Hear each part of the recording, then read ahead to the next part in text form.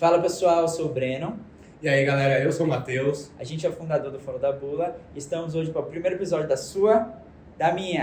nossa série Doutor Formei Agora, com a presença ilustre do nosso professor Rafa. Rafa, a gente está muito feliz que você está aqui, muito feliz que você aceitou o convite. Para nós é uma honra enorme poder bater esse papo com você, tá? Eu agradeço o convite, fico lisonjeado, desde aquele nosso primeiro encontro no internato, né? Que de uma simples pergunta surgiu todo esse projeto, né? E eu fiquei muito feliz e entusiasmado de vocês terem essa iniciativa, desse empreendedorismo dentro da medicina. Porque quando eu fiz essa aula por quê?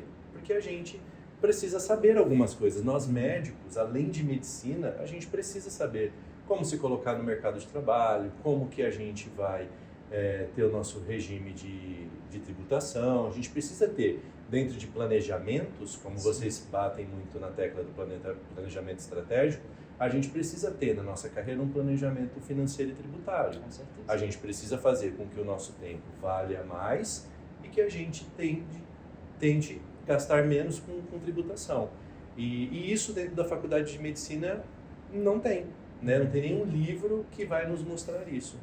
Então, ao longo da minha carreira, desses 14 anos, eu aprendi algumas coisas e acabei montando essa aula e estou feliz aqui de poder compartilhar isso com vocês e com a galera do Fora da Bula. Mas antes da gente iniciar esse bate-papo, queria parabenizá-los.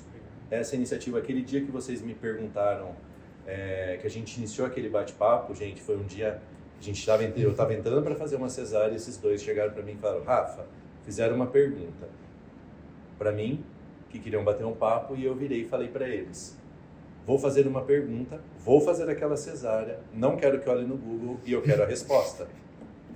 Fui lá, fiz a cesárea e aí nós iniciamos um bate-papo maravilhoso. E hoje vocês vão poder participar do que foi aquele início daquela conversa e hoje virou Doutor Formei. E agora? Toda a formação de tudo que a gente criou do Fora da Bula e do que hoje essa série está se formando é nada mais que aquela conversa despertou tanto em mim quanto no Breno, como esse desejo nosso de querer aprender e também poder mostrar para vocês como nós estamos aprendendo. Coisa que a gente, como alunos do 5º ano, indo para o 6º ano, a gente vê a dificuldade e essa falta, como o Rafa falou, de material. Claro. E uma coisa legal, Rafa, que assim, das perguntas que a gente abre sempre manda: e quando que eles vão fazer essa aula com o Rafa, que a gente falou, né? E quando que vocês vão ter aquela aula com o Rafa? Lembra ano passado que o Rafa deu uma aula pra vocês, todo mundo quer saber aqui pra gente. Cara, o ponto ápice é estar com você aqui e poder falar sobre isso. De verdade, assim, a gente tá muito orgulhoso desse projeto que a gente começou, a gente não tinha pretensão nenhuma, assim, achou. E está poder sentar aqui na sua casa hoje, né? No sábado, a gente está conversando sobre esse tema muito importante, né? Porque, como você mesmo falou, você vai aprender lá depois da faculdade e muitas vezes num espaço muito pequeno de tempo. Você aprende assim, skin the game, e às vezes você pode dar muito errado ou pode dar muito certo, que foi o que aconteceu com você, graças a Deus.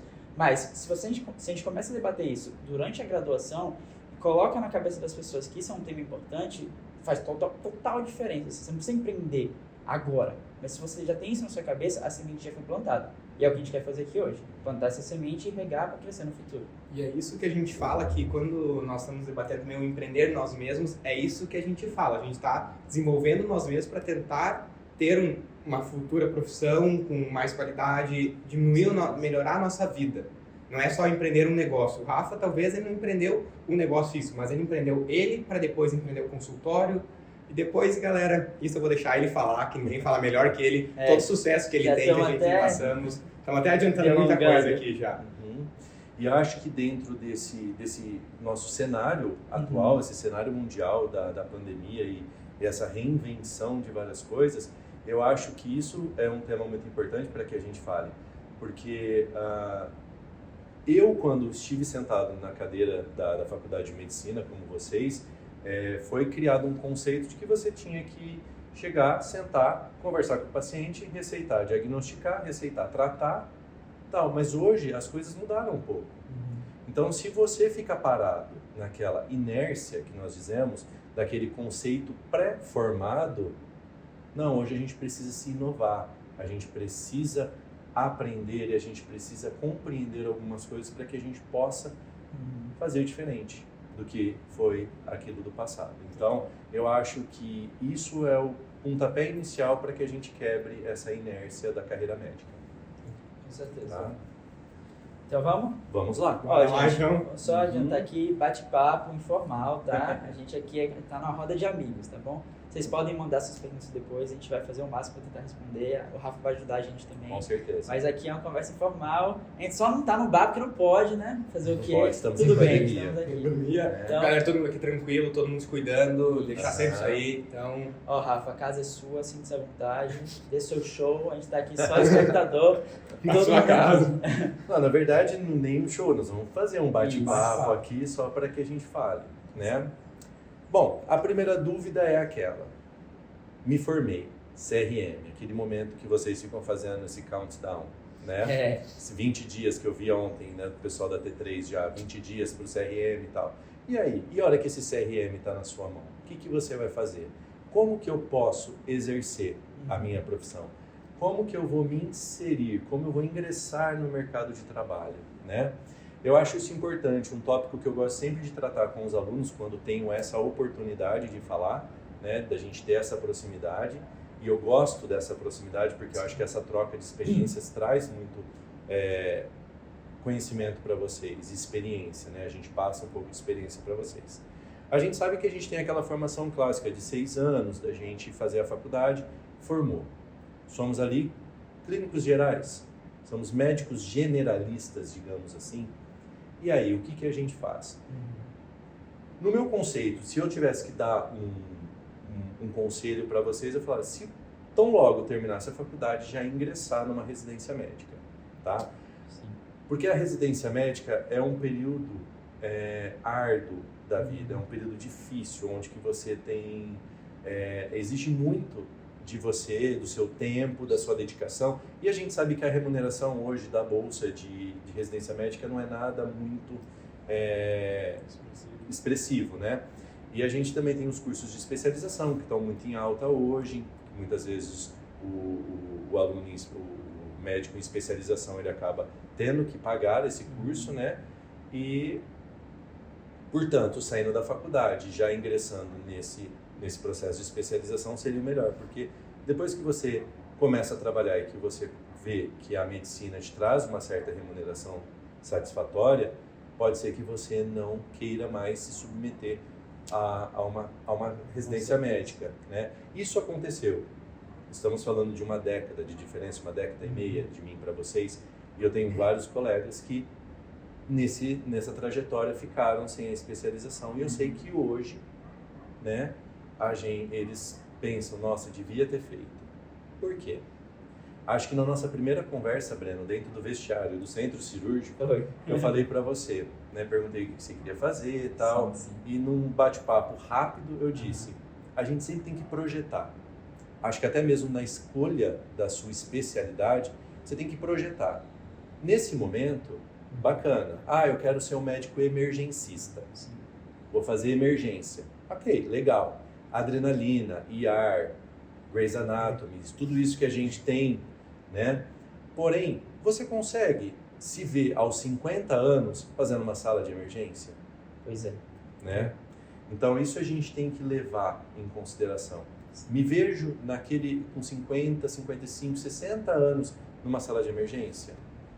Então, nesse momento da escolha, a gente precisa fazer esse planejamento. Os meninos falam sempre para vocês de planejamento estratégico, de planejamento de estudos, de planejamento. A gente também tem que fazer o planejamento da nossa especialidade. Com certeza. Porque a partir do momento que você ingressa, é meio que um caminho sem volta. E depois é difícil você falar, Voltei. nunca é tarde para recomeçar, mas às vezes você já está naquela ansiedade. A faculdade de medicina é uma faculdade que demora, Sim. né? Há umas semanas atrás a gente fez um post, né? Especialista versus generalista. E é um tema que você focou, que eu queria até discutir e até falar mais um pouco, que a gente enxerga, pelo menos eu e o Vani do Fora da Bula, nossa filosofia de a residência médica como uma proteção. Sim. Uma proteção para o mercado que está chegando, né? Porque assim, 10 anos de diferença e olha o quanto cresceu de médico formando, olha quantos médicos estão formando por ano. A gente vê a residência, a primeiro momento, assim, beleza, você se formou, você consegue tirar uma renda satisfatória dando plantão, com certeza. mas até que ponto e até quando você quer continuar fazendo isso, entendeu? Porque a residência médica, de fato, vão ser 3 a 5 anos estressantes e tem que ser. Tem que ser porque é nesse período que você vai aprender mesmo, assim. É nesse período que você vai ganhar a prática, assim, eu imagino, tá? Sim, Você vai ganhar tá correto. a prática, que você vai ganhar confiança de fazer os seus procedimentos, enfim, a área que você escolher. E isso vai te dar segurança para você se posicionar no mercado como um determinado especialista. Você pode até no começo ganhar tão quanto a pessoa que não tem residência, mas no futuro você consegue alavancar mais, entendeu? Sem fazer, às vezes, se entenda que eu falar esforço, tão quanto esse cara tem que ficar 24 horas no plantão e vai ter cada vez menos plantão e vai pagar cada vez menos. Então ele vai ter que triplicar a carga horária de trabalho dele, sendo que esse cara pode ter uma qualidade de vida melhor, né? Mas aí, já a gente falando de planejamento, né? A gente falando já de planejamento financeiro, gente, Sim. porque é exatamente isso. O generalista que vive no plantão, ele vai produzir a renda dele de acordo com o número de plantões que ele dá. E vamos pensar na questão de um investimento, né? Hoje, no início da carreira, você vai correr atrás do dinheiro. Só que vai chegar um determinado momento que você precisa pôr o dinheiro trabalhar para você, né? Então, esse planejamento financeiro é importante. E a residência médica, ela traz isso. Essa é a diferença do especialista do generalista. Às vezes, a gente vai falar ao longo dessa série sobre planejamento dentro do consultório e a gente precisa angariar mais renda daquele ato que a gente está executando. Então, se você é um generalista, te limita Exato. na quantidade de procedimentos e de situações que você pode angariar fundos. E hoje não é um achismo que a gente está falando, por exemplo, o plantão, mais médico formado, mas se for ver todos os estudos que tem, o médico está formando hoje, cada vez mais. Então vai ter mais oferta, vai ter muita procura para menos oferta de plantões. Então cada vez mais vão pagar menos, convênios aumentando, que é tudo que a gente vai estar falando. Então não é o nosso achismo falar, nossa, generalista, plantão. Hoje o plantão está pagando bem, mas quanto é que vai estar pagando daqui 10, 15 anos? A gente não sabe. E meninos, uma coisa importante, neste momento de pandemia, os mais novos não estão conseguindo tanto plantões, Sim. porque os mais velhos que já estão no mercado, que os consultórios não estão indo tão bem, eles estão abraçando, né, esse mercado. Então está todo mundo nessa disputa por isso. Então por isso que eu falo, tão logo forma, entrar numa residência, né? Com certeza. Hoje, né, quando eu dei essa aula, dentro lá na Mandic, o primeiro momento em que eu fiz essa aula, né, e era a época de formatura da turma 2, junto dessa aula teve o programa, a apresentação do programa Mais Médico Campineiro. Sim. Que eu achei um baita de um estímulo, né, para quem, por exemplo, não sei que especialidade eu quero ir, né? Então é uma forma de você fazer algo, de você ter uma boa remuneração e de você conseguir estudar e se encontrar dentro disso. Porque eu acho que a gente agora cada vez mais está saindo mais cedo da faculdade de medicina. Com certeza. Então, dentro desse planejamento de você falar qual a especialidade que eu quero, de que eu me vejo, de carreira, fazendo aos 50 anos de idade, eu sempre faço esse exercício, gente, até hoje. É importante. Eu sempre vejo, eu quero estar nessa vida aos 50 anos, o que eu me vejo aos 50 anos?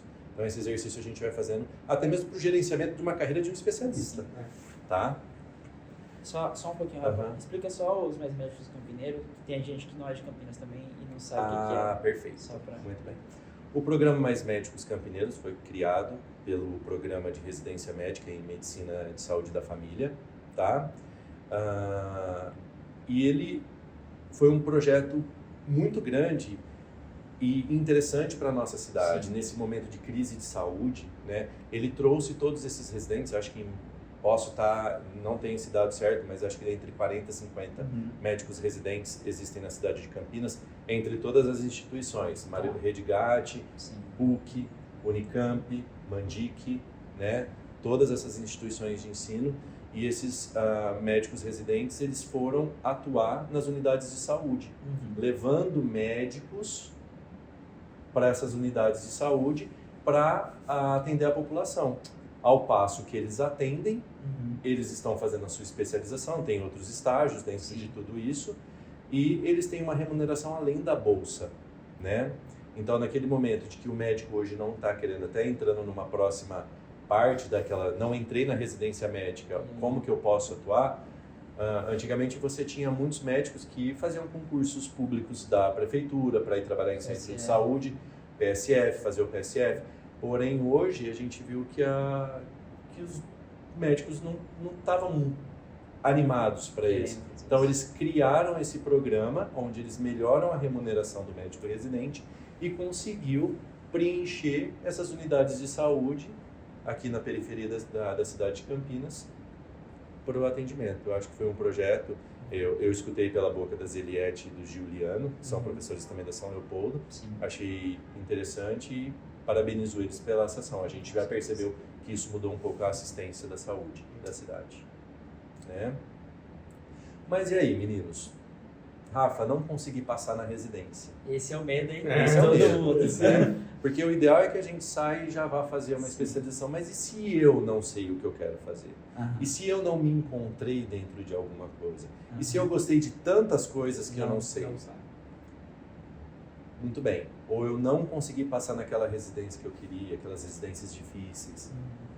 Você pode, como a gente disse, vai ser um médico generalista. E aí você pode ingressar no mercado de trabalho dando plantões. Sim. Né? Existem plantões de pronto-socorro, a gente tem plantões de enfermarias, isso é uma coisa muito comum ter. Né? Existem até colegas que não fizeram a residência e que começaram na emergência e depois foram dar plantão de UTI, acaba fazendo depois uma especializaçãozinha, alguma coisa nesse sentido, e vai fazendo. Mas normalmente as pessoas, o que a gente vê dos nossos ex-alunos que não ingressaram ainda na residência médica, são os plantões, né? Plantão de shopping, né? Plantão de shopping, a gente tem plantão de shopping, de clubes e... Rafa, agora que você tocou nesse ponto, eu queria fazer uma pergunta para você. Pode fazer. Você como recém-formado na sua época, eu sei que as coisas mudaram agora, mas como foi para você, assim, o seu primeiro plantão, assim, essa barreira, né, que era, eu estava na faculdade, protegido pela minha faculdade, assim, teoricamente, o que acontecesse, a culpa não seria, entre aspas, sua, assim, você estava ali protegido pelos professores, pela instituição. Como é que foi? Tipo, agora, nossa, estou no plantão, sou eu aqui. Eu digo que aqueles 6 numerozinhos que a gente espera tanto tempo, sim, eles, a hora que chegam na sua mão, são assustadores. Assustador. Se eu colocasse a minha mãe e a minha irmã aqui para falar, elas estiveram comigo no meu primeiro plantão, foi um plantão de clínica médica. Sim. Dia 31 de dezembro de 2007. Nossa. Né? E eu tive uma crise de ansiedade, de nervosismo, de medo, né?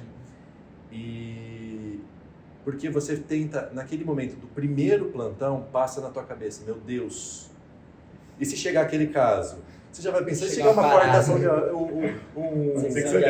dessecção de aorta, o que você vai fazer? Meu Deus do céu, mas não é assim, né? Amém, né? E na minha época, gente, diferente, a gente não tinha os smartphones. Existia o Palm Top, mas não era algo tão próximo da gente, né? Sim. Então, a gente, durante o meu internato do 6º ano, isso eu acho que até uma dica para aqueles que estão no internato ou que vão ingressar no internato, a gente fazia um caderninho de receita. Sabe como se fosse um caderno de receita de bolo? A gente fazia, então, tipo, crise de asma, o que eu vou usar? Isso. Infarto agudo do miocárdio, vamos fazer qual a sequência que a gente vai fazer, né? Então, a gente fazia e a gente trocava os nossos caderninhos. Sim. Então, eu tinha os meus livros de emergência e essas receitinhas de bolo dentro da bolsinha. E ia carregando assim nos meus plantões, montava a minha biblioteca. Hoje está tudo muito mais fácil, hoje né? você pega o artbook hoje. Mas eu acho que se você aproveitar o seu internato e colocar em prática e ver a rotina, eu acho que você sai preparado para aquilo que você vai atender, né? Lógico, também não é em qualquer lugar que vocês vão dar plantão. Aquele primeiro momento, é um hospital que tem retaguarda? Então, Eu sou o clínico, eu sou a porta de entrada. Sim. Mas e se eu precisar do especialista? Eu vou ter essa retaguarda? Você tocou num ponto muito importante. Quais são os critérios que você acha, assim, recém-formado para pegar um plantão? Qual que você acha? O que ele tem que olhar, você acha? Assim? Eu acho que você tem que estar num local em que você não é sozinho, Tá. único, porque vai bater uma dúvida, uma certa dúvida em algum momento, Sim. que você vai precisar de ter uma ação mais rápida, que não vai dar tempo de folhear alguma coisa, ou de pesquisar alguma coisa, né? Eu acho, então, que você está numa equipe maior, com outros médicos, de preferência em alguns hospitais que você sabe que tem retaguarda, que tem uma emergência boa, Tá. que tem imagem, tem estrutura. Acho que se você for sair aí numa sangria desatada por dar plantão, pode ser que você se enrosque de cara e você se deparar com uma situação sem estruturas e você inexperiente ainda. Sim. Porque uma coisa é você ser aluno e estar respaldado por um professor, Exato. por uma instituição. A outra coisa é você assumir a responsabilidade daquele ato, né? E a gente tem que, no juramento, a gente diz que a gente tem que oferecer aquilo que é melhor e a gente tem que ter conhecimento para aquilo para o nosso paciente, né? Zelar por ele. Então, eu acho que uma forma da gente perder o medo e começar a ter uma experiência como médico é estar num hospital com mais estrutura. Esse é um ponto importante, né? Porque Então.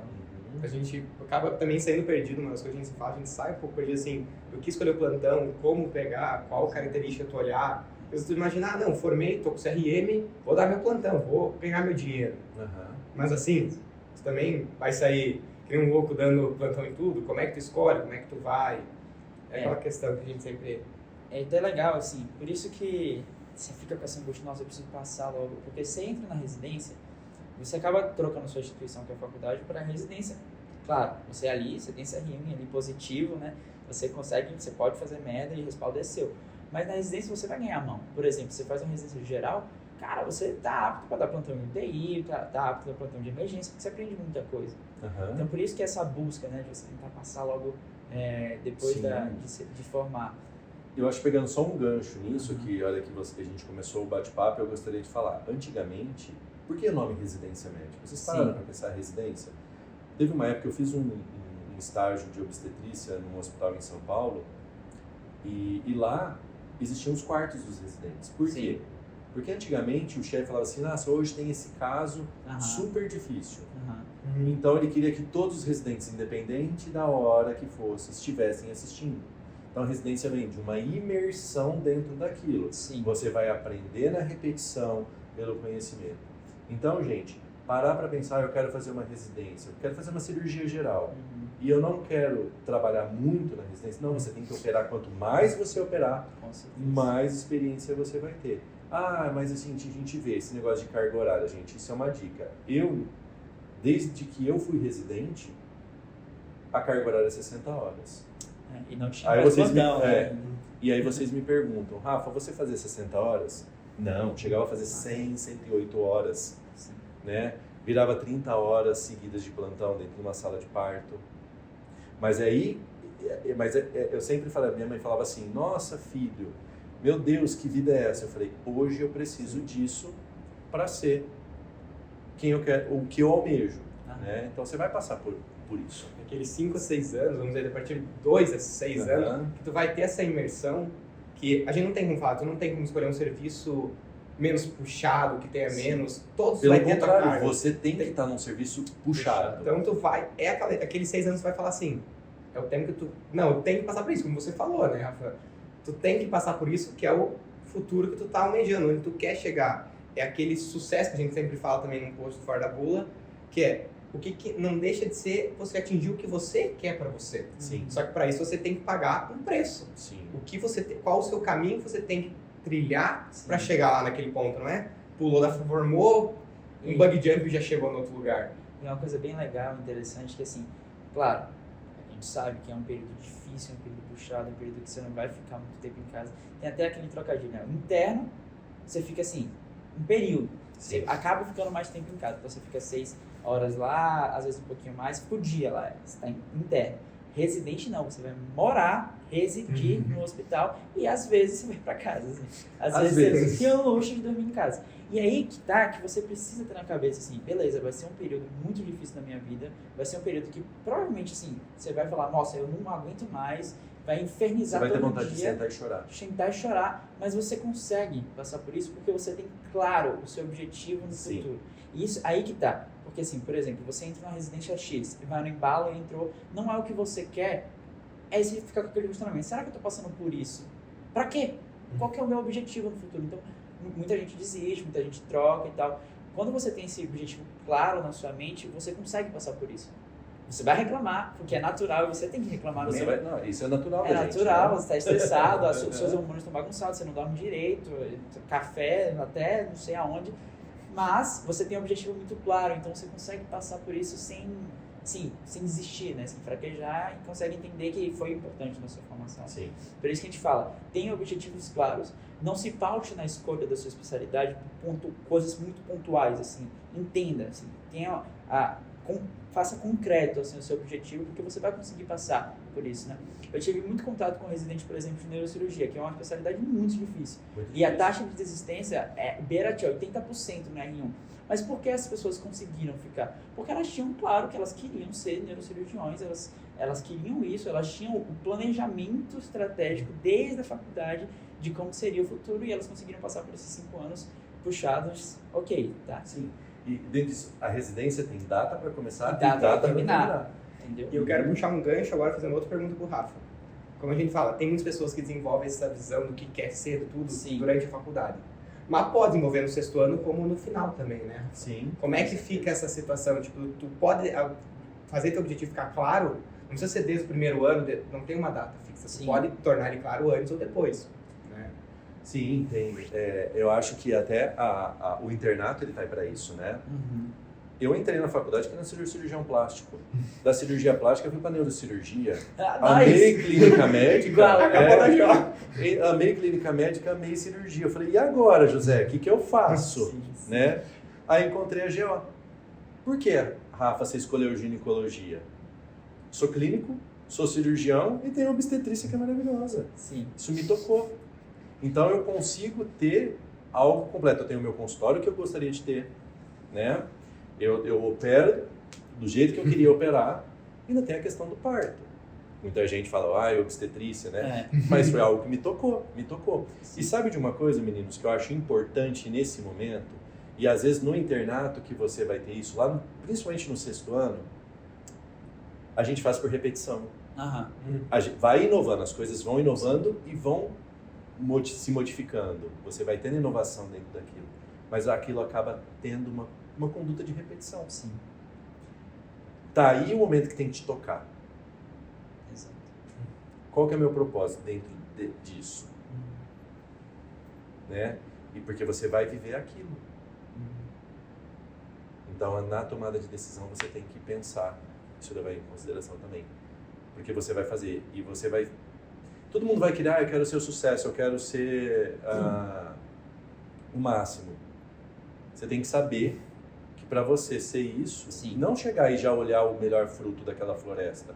Você vai ter que abrir o teu caminho para chegar. E se você faz aquilo que você gosta, e aquilo te toca, e te dá prazer, e te traz alegria...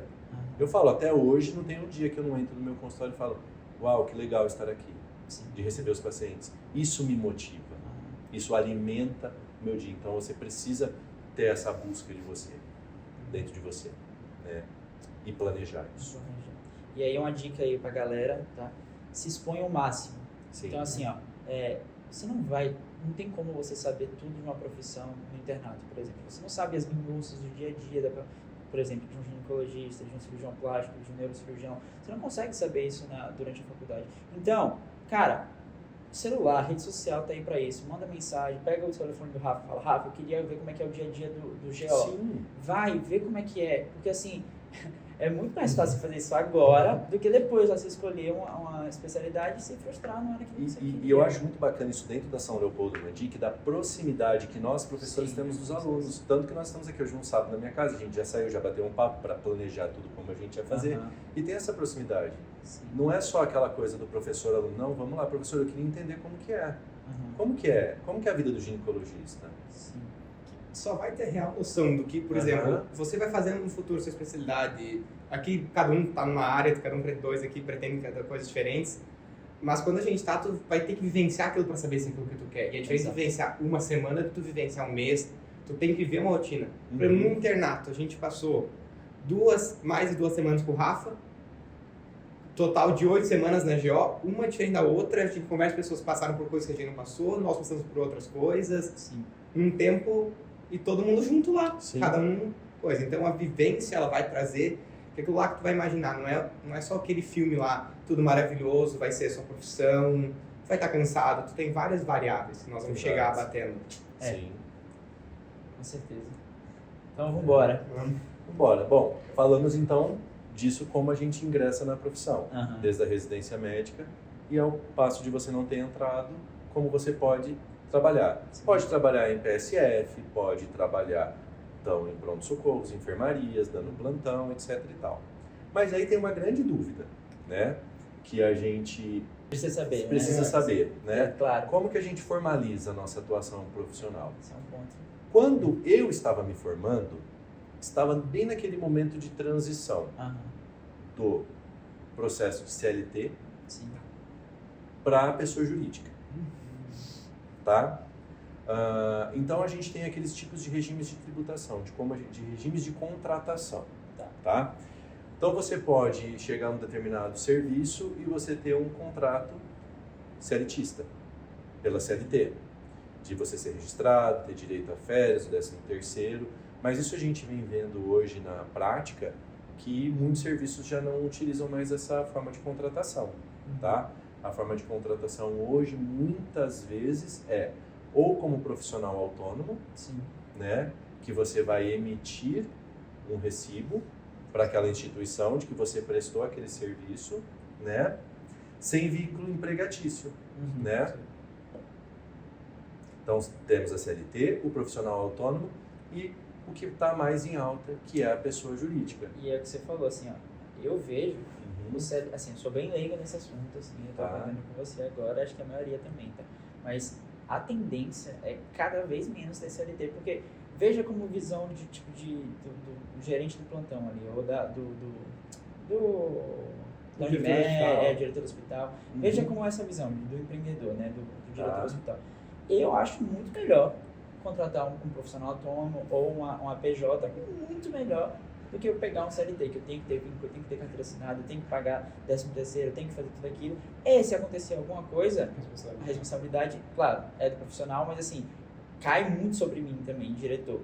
Já na pessoa jurídica, ou principalmente no autônomo, a responsabilidade foge um pouco de mim. Entendeu? Sim. Então eu jogo aquele peso inteiro naquela pessoa, não preciso pagar 13º, não preciso pagar plano de saúde, não preciso pagar nada.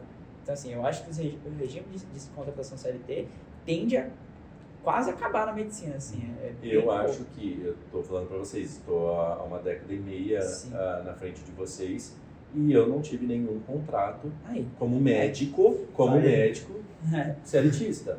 Aham. Ou fui profissional autônomo, Sim. que aí a gente vai ter um outro episódio em que a gente vai falar sobre isso, Tá. porque até mesmo para a gente isso vai interferir, pessoal, no quanto a gente vai ganhar. Aham. Lembra que eu disse para vocês que a gente também tem que ter um planejamento financeiro e tributário. Dentro da tributação, há diferenças entre ser um profissional autônomo ou você ser uma pessoa jurídica. Se você constituir uma empresa prestadora de serviços, né? E aí existem algumas outras tributações que a gente vai falar um pouco mais para frente. E isso diminui a incidência, diminui a procura pelo serviço CLTista. Os empregadores não querem mais, eles querem prestadores de serviço. É isso aí, galera. Então, nesse primeiro vídeo, o que a gente queria passar de mensagem para vocês é: formei, estou com o CRM em mãos, o que vamos fazer?